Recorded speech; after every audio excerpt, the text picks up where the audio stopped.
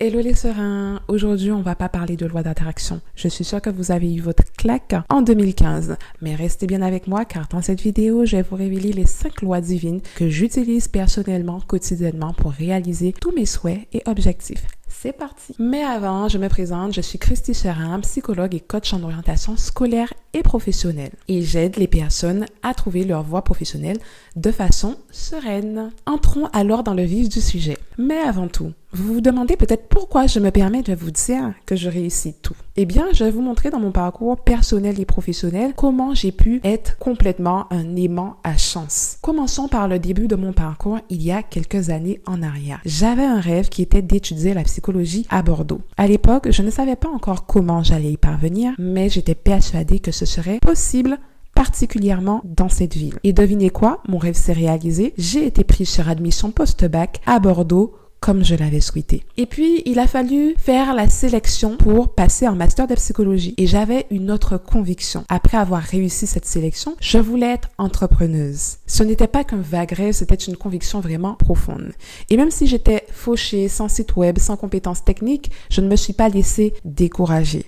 J'avais même tenté de créer à l'époque, lorsque j'étais étudiante encore, un blog et une page Instagram. Et aujourd'hui, je me retrouve, là où je devais être, exactement comme je l'avais imaginé. Et puis, durant mes études, lorsque le moment était venu de chercher des stages, c'était un jeu pour moi également, un jeu d'enfant. C'est-à-dire que j'étais de celles qui, de manière gênée, trouvaient des stages toujours très rapidement en fait. Mon CV était déjà donc très étoffé à mon âge et ça m'a permis, avant de devenir entrepreneuse, de saisir une opportunité professionnelle en envoyant, les gars, un seul CV pour un poste en Guadeloupe et là, j'ai décroché le job, sans effort. Autre anecdote, après avoir décroché ce job et y être restée durant 2 ans, j'ai décidé de venir m'installer en Île-de-France. Et mon contrat en Guadeloupe se terminait en août. Donc, je voulais trouver un appartement en Île-de-France rapidement. Je suis arrivée le 17 juillet en Île-de-France et figurez-vous que quelques jours après, en moins d'une semaine, j'avais trouvé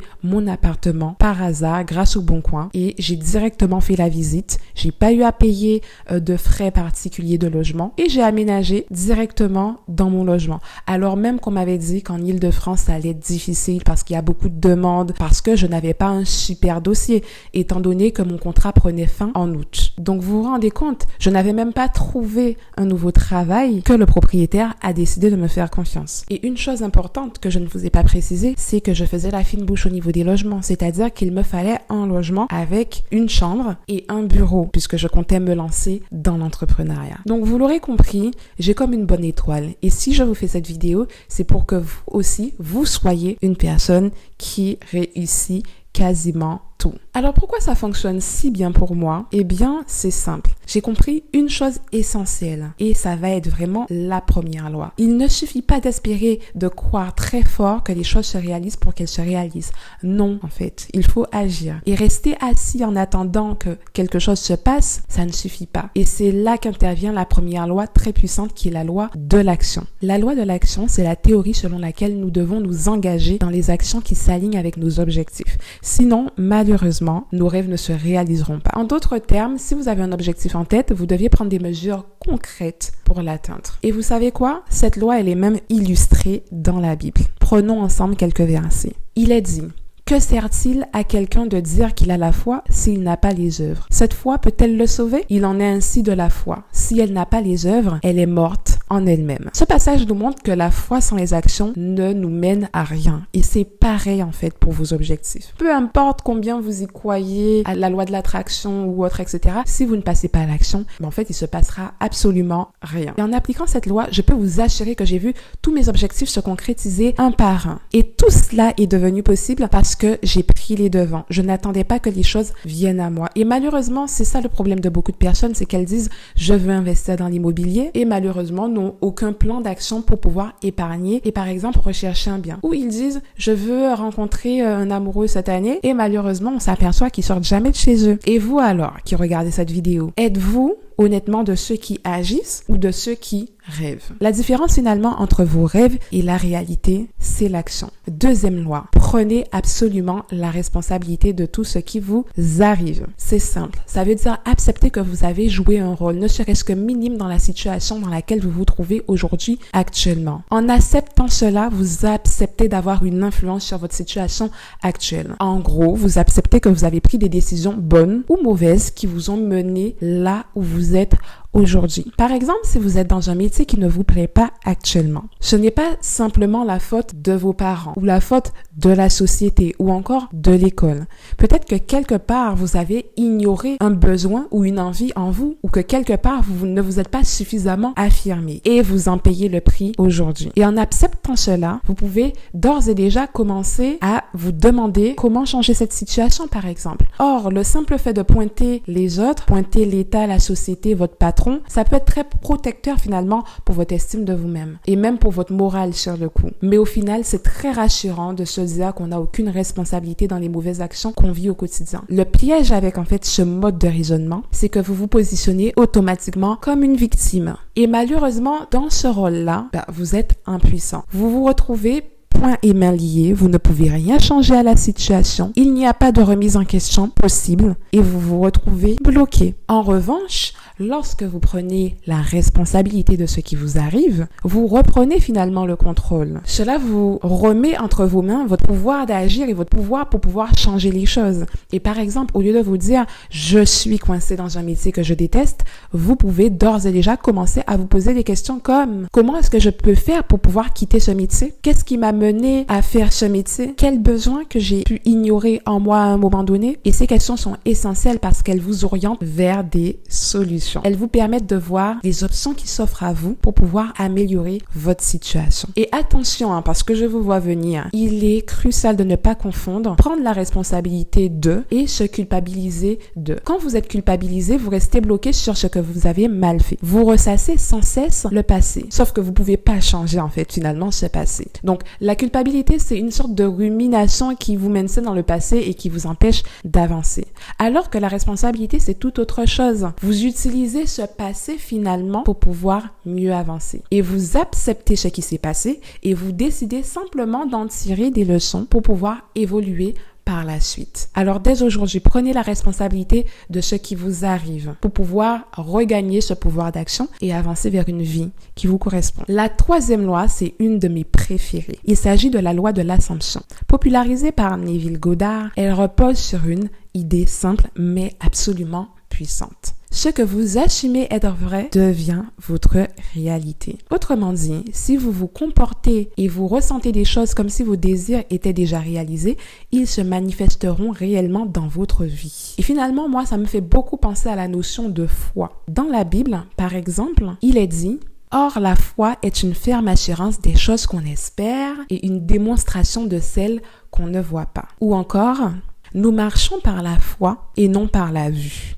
En d'autres termes, la foi, c'est marcher avec une assurance ferme que ce que l'on espère est déjà là, même si on ne peut pas encore le voir finalement dans la 3D et de visu. La loi d'absorption fonctionne de la même manière. Vous devez penser et agir comme si ce que vous souhaitez était déjà présent dans votre vie. Pourtant, malheureusement, effectivement, beaucoup d'entre nous ont tendance à se concentrer sur ce qui manque dans notre vie. On se dit par exemple, je veux ce travail, mais je ne l'ai pas encore. Je veux ci, mais je ne l'ai pas encore. Ce qui nous maintient, ce qui crée cet état de manque et de frustration, voire de colère, et qui renforce cette réalité dans notre esprit dans un premier temps. Mais quand vous appliquez la loi de l'Assomption, vous vous préparez à recevoir ce que vous avez désiré. C'est-à-dire que vous commencez à vivre et à ressentir les choses comme si vos désirs étaient déjà réalisés. Et en fait, ce changement de perspective, ce changement de mindset vous plonge dans un état d'esprit positif, ce qui vous pousse à attirer naturellement ce que vous souhaitez dans votre vie. Et pour illustrer cela, si vous êtes un petit peu sceptique de la foi, vous avez tous déjà entendu parler de l'effet placebo. Ça se produit simplement lorsque des patients ressentent des améliorations sur leur état de santé parce qu'ils croient avoir reçu un traitement efficace, et ce, même s'il s'agissait d'une pilule sans effet réel. C'est-à-dire que leur foi a réellement permis des résultats.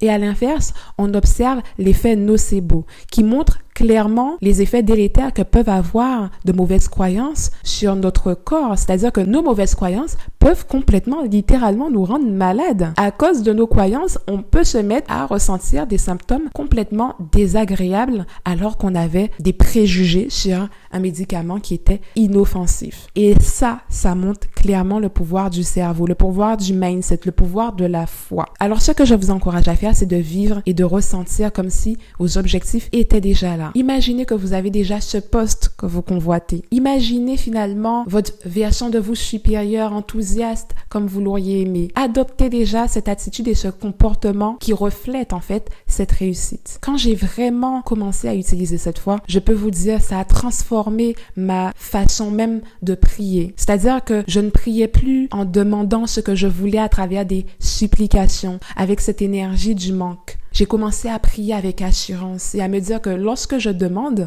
comme le dit la Bible, je vais recevoir. Et donc, je priais avec un nouveau mindset.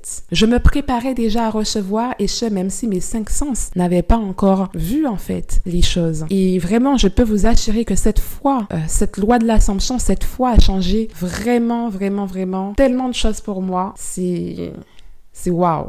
Indescriptible. En fait, en vous imprégnant de vos émotions positives et en agissant comme si vos désirs étaient déjà réalisés, vous activez une force intérieure qui vous attire les opportunités et les résultats que vous recherchez. Et c'est comme si, en fait, vous envoyiez à Dieu un message clair et à vous-même. Je suis prêt pour cette réussite et je la mérite. Seigneur, tu peux me donner. C'est Dieu qui donne. Alors, s'il vous plaît, commencez à vivre vos objectifs comme s'ils étaient déjà atteints et observez comment votre réalité physique va commencer à se transformer. Vous pourriez être étonné. 4e loi, le pouvoir de la parole. Et ce n'est pas une simple expression, c'est une réalité profonde que l'on expérimente dans notre existence. Permettez-moi de vous partager quelques versets qui mettent en lumière ce pouvoir créateur des mots. Dans l'évangile de Jean, il est dit « Au commencement était la parole, et la parole était avec Dieu, et la parole était Dieu. Toutes choses ont été faites par elle et rien de ce qui a été fait n'a été fait sans elle. » Ici, la parole ne se limite pas simplement à des mots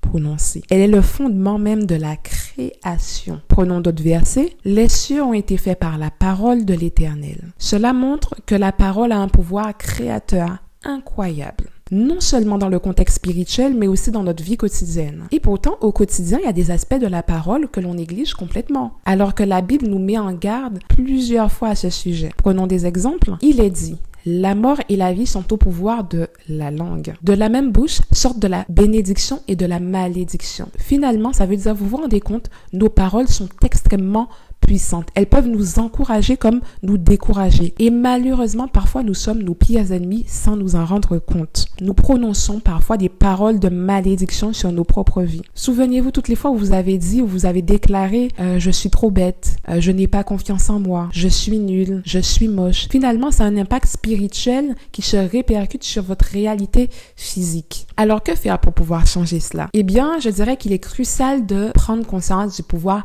immense que nous avons avec nos paroles et de commencer à les utiliser de manière positive pour nous-mêmes et constructive. Il faut comprendre finalement comment la parole arrive à avoir un impact énorme. Tout commence dans la tête, ensuite finalement ça devient une parole et malheureusement on finit à travers cette parole par convaincre en fait notre subconscient que c'est réel. Donc ça devient une croyance chez nous. Et à titre d'exemple, je me souviens d'une période difficile lorsque j'ai lancé mon entreprise. J'ai commencé à énormément me comparer aux autres. Je disais des paroles du type « je suis nulle »,« ce n'est pas assez bien ce que je fais »,« mes postes sont pas très bien ». Et en fait, finalement, l'entrepreneuriat m'a permis de changer d'état d'esprit. Je me suis rendu compte que pour changer cet état d'esprit, il fallait que je commence à changer ma façon de penser, mon identité profonde. Et j'ai commencé à changer mes paroles. J'ai arrêté de me maudire moi-même, de me condamner à travers des paroles et j'ai décidé de faire un gros travail sur mes mots pour pouvoir me reconnecter à ma véritable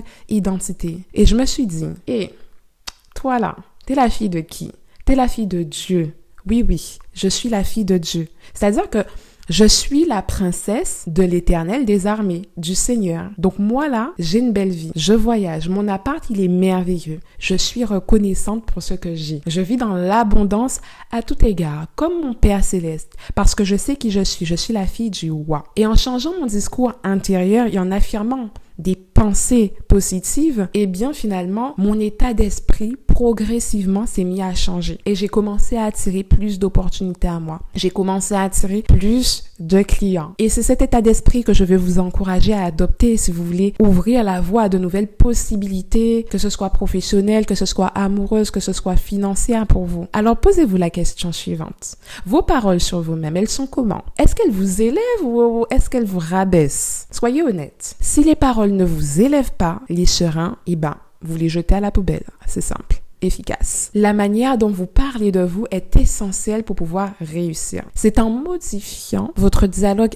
intérieur et en prenant conscience du pouvoir de vos mots que vous commencerez à avoir des changements positifs dans votre vie. Et là, vos paroles ne seront plus une source de malédiction, mais une source de bénédiction. Et enfin, la 5e loi, c'est la loi des effets cumulés. Eh bien, toujours lors de l'entrepreneuriat, au début, j'ai commencé à publier sur mon site web, mon blog, des articles. Et j'aurais pu me décourager en voyant une croissance extrêmement lente. Mais finalement, la boule de neige commençait à prendre. Elle était toute petite et progressivement, elle a commencé en fait à grandir. Et j'ai commencé à recevoir de plus en plus de visiteurs chaque mois. Et c'est ça le pouvoir de l'effet cumulé, dixit boule de neige. Et pour illustrer cela, il y a un dicton qui dit « Tout vient à point à qui sait attendre ». Et chaque petite action que vous réalisez aujourd'hui contribue à la personne que vous serez demain. Dites-vous que chaque effort, chaque geste que vous faites actuellement compte pour votre futur. D'ailleurs, il y a une phrase qui dit « Ne vous y trompez pas, on ne se moque pas de Dieu. Ce qu'un homme aura semé, il le moissonnera aussi. » Ou encore, sachez-le, celui qui sème peu,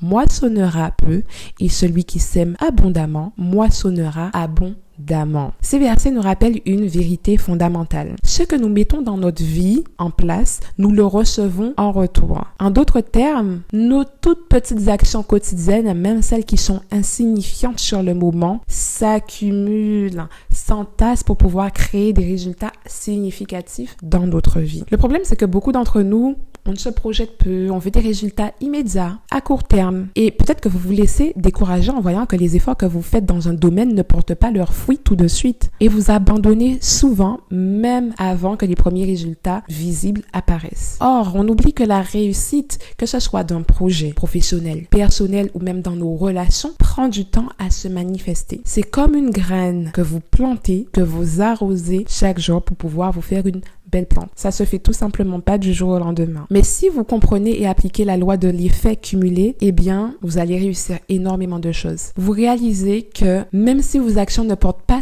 tout de suite du fruit, eh bien, finalement, ça va porter du fruit par la suite de manière exponentielle. Alors, expo quoi? Eh bien, pour illustrer cela, je vais vous prendre l'exemple de 3 filles. Ces 3 filles, elles viennent d'un milieu CSP+. Donc, elles étaient chacune étudiantes boursières. Elles ont à présent 25 ans. Elles ont un point commun, elles détestent toutes les 3 leur travail actuel. Et voyons la puissance des effets cumulés dans leur vie. Alors, on a la première fille qui s'appelle Léa. Léa, c'est une personne qui aime sa routine. Chaque jour, elle fait les mêmes choses et elle reste fidèle à ses habitudes. Chaque jour, elle se rend au travail et elle se dit qu'elle en a marre. Pourtant, elle ne cherche absolument pas à évoluer dans sa carrière ni même à explorer de nouvelles opportunités professionnelles. On verra bien, se dit-elle avec le temps. Pour l'instant, elle vit au jour le jour. Et puis il y a Clara. Clara, elle décide de prendre des mesures concrètes pour améliorer sa situation. Elle commence à prendre des formations en ligne pour se perfectionner dans son domaine et devenir community manager. Elle assiste de plus en plus à des webinaires, des conférences en ligne, elle lit des livres de développement personnel. Et en parallèle, elle ajuste ses habitudes pour être plus productive et pour être plus épanouie dans son travail. Et puis on a Zoé. Zoé, elle est passionnée par les réseaux sociaux, passionnée par toute forme de distraction. Elle passe beaucoup de temps à regarder en fait la télévision, elle suit beaucoup de séries Netflix. TikTok, c'est son dada, elle adore. Et elle a tendance à beaucoup se distraire avec des loisirs qui ne contribuent pas spécialement à sa croissance professionnelle, voire qui la freinent. Elle n'investit donc pas dans sa carrière, elle ne cherche pas à améliorer ses compétences, son entreprise ne lui propose pas de formation en interne et du coup elle estime que ce n'est pas à elle d'investir pour pouvoir se former. Voyons l'évolution des 3 femmes au fil du temps. Eh bien, après 6 mois, les premiers effets apparaissent. Léa, elle est toujours dans la même situation professionnelle avec quelques perspectives limitées. Elle parle parle beaucoup de ses rêves, mais elle n'a pas fait de progrès significatif. Clara, quant à elle, commence à voir des signes positifs. Ses compétences lui ouvrent des opportunités professionnelles. Elle se sent plus confiante et motivée pour la suite. Zoé, quant à elle, est dans la même situation de stagnation, sans véritable progrès dans sa carrière. Elle continue donc de se divertir sans plan concret pour son avenir professionnel. Après 18 mois, des changements opèrent entre les trois copines. Voyons. Léa, elle continue de parler de ses projets sans jamais les réaliser. Elle est toujours dans la même routine, sans progression notable. Et Clara, quant à elle, elle est plus compétente et plus respectée dans son domaine. Elle a reçu une promotion et se sent épanouie tant sur le plan professionnel que le plan personnel. Zoé se sent complètement insatisfaite de sa situation. Ses distractions l'ont éloignée de ses objectifs professionnels et elle a du mal à trouver des opportunités d'avancement. Et après 31 mois, les plus gros effets se sont fait ressentir. Léa, elle reste complètement inchangée, toujours dans sa routine habituelle et continue de rêver sans avancer car elle attend le moment parfait pour envisager un changement de son côté. Clara est maintenant reconnue comme experte de son domaine dans le community management. Elle a créé son entreprise et son épanouissement se reflète aussi bien dans sa vie personnelle que professionnelle. Zoé se trouve dans une situation particulièrement difficile et délicate. Elle est frustrée par son manque de progrès. Ses choix de distraction ont conduit à un sentiment de stagnation et elle éprouve des difficultés à rattraper son retard professionnel. Elle est au bord de la dépression et elle commence à se comparer énormément aux personnes de son âge. Cet exemple illustre comment les choix quotidiens et des habitudes peuvent avoir un impact considérable sur notre carrière et notre vie en général. Finalement, Léa, Clara, Zoé, elles ont toutes les trois commencé avec des profils de vie similaires, mais finalement, chacun de leurs choix a creusé un écart significatif dans le temps. Maintenant, ce que je vous demande de faire, c'est de réfléchir à votre propre situation. Est-ce que vous vous identifiez plutôt à Léa, Clara ou Zoé? Utilisez-vous l'effet cumulé à votre avantage pour atteindre vos objectifs ou est-ce que cet effet cumulé, malheureusement, fonctionne contre vous? Imaginez une boule de neige qui commence tout petit en haut de la colline. Au début, elle semble minuscule, mais au fur et à mesure qu'elle descend, elle accumule de la neige, grandissant de plus en plus jusqu'à devenir massive. C'est exactement ce qui est en train de se passer avec vos efforts quotidiens. Et voilà les chérins, on arrive au bout de cette vidéo. J'espère que cette vidéo vous a inspiré et vous a donné des clés pour pouvoir avoir la vie que vous souhaitez avoir. Si vous avez trouvé ces conseils utiles, n'oubliez pas de vous abonner à la chaîne Orientation Sereine. Ça me ferait extrêmement plaisir et ça m'encouragera, moi, à vous faire de nouvelles vidéos. Ciao, ciao!